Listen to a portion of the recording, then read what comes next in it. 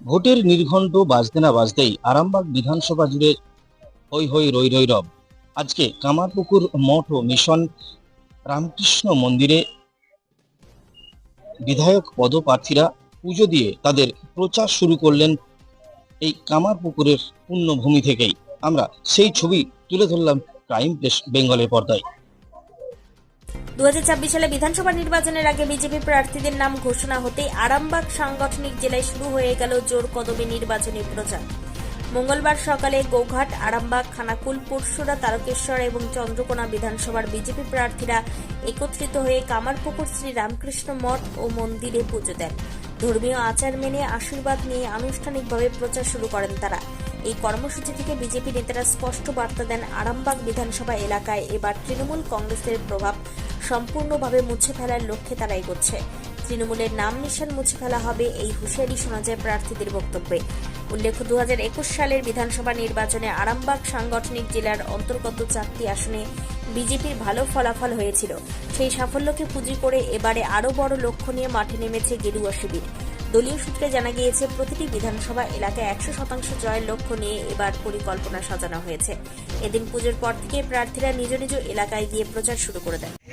আমাদের 144টা কেন্দ্রের প্রার্থী ঘোষণা করেছে, তো সেখানে আমাদের আরামবাগ লোকসভার 6টা কেন্দ্রের প্রার্থী ঘোষণা হয়েছে।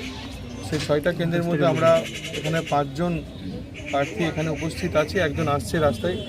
এখানে আছে আমাদের চন্দ্রকোনা বিধানসভার সুকান্ত দলুই, গোহাট বিধানসভার প্রশান্ত দিগার, আমি আছি পুরসুরা বিধানসভা থেকে, আমাদের তারকেশ্বর বিধানসভার সন্তু পান এবং আরামবাগ বিধানসভার হেমন্ত বাগ।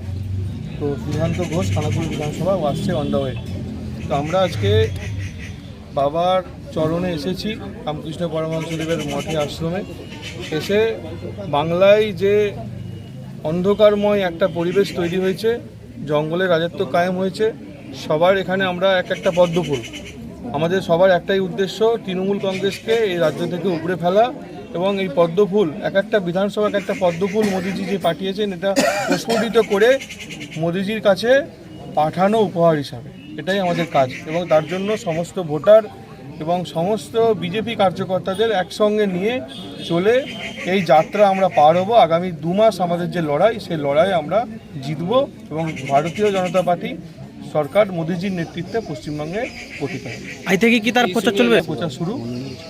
ইস্যু এজেন্ডা যা আছে, কোনো ব্যক্তিগত ইস্যু এজেন্ডা এখানে নেই। আমাদের রাজ্য স্তর থেকে, কেন্দ্রীয় স্তর থেকে আমরা কি করব তার সমস্ত কিছু ঘোষণা করা হবে। তাই আমরা মুখেতে কি করব না বলে আমরা একটা দলের মধ্যে বাঁধনে আছি। দল ওখান থেকে ঘোষণা করে দেবে, যেটা ঘোষণা করবে সেটাই আমাদের ইস্যু, সেটাই আমাদের এজেন্ডা। এরপর